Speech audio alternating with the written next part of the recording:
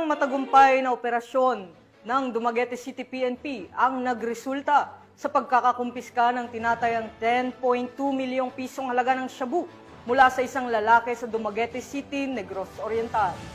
Narito ang detalye ng report mula kay Patrolwoman Annalyn Canoog.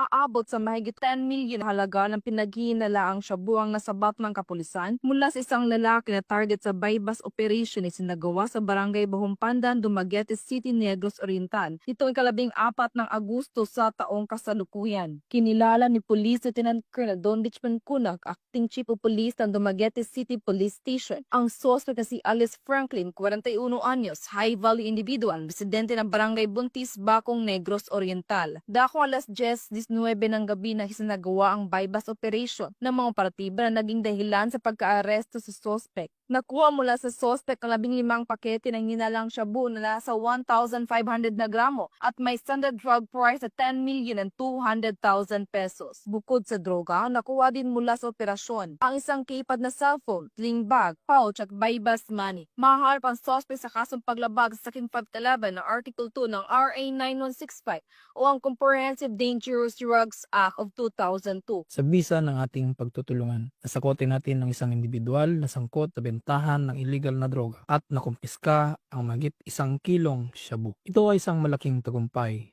para sa ating komunidad. Pinapakita nito na seryoso ang inyong kapulisan sa paglilinis ng ating lugar mula sa banta ng illegal na droga. Ang matagumpay na operasyong ito ay bunga ng patuloy na pagtutulungan ng ating mga ahensya at higit sa lahat ng inyong kooperasyon. Ang inyong mga impormasyon at pagbabantay ay mahalaga upang mapanatiling ligtas ang ating mga pamilya. Patuloy kaming magbabantay at magsasagawa ng mga operasyon upang tuluyang masawata ang anumang banta sa ating kaligtasan. Inihiling ko ang inyong patuloy na pakikipagtulungan at tiwala. Sama-sama nating panatiling ligtas at payapa ang ating komunidad. Ang naturang operasyon ay isa patunay na walang humpay ang pagsumikap ng kapulisan sa paghuli ng mga drug personalities bilang bahagi ng mas malawak na kampanya laban sa iligal na droga. Mula dito sa Central Visayas, ako ang inyong Police News Network Correspondent, Patrolwoman Annalyn N. Canoog, alagad ng batas, tagataguyod ng Balitang Pulis.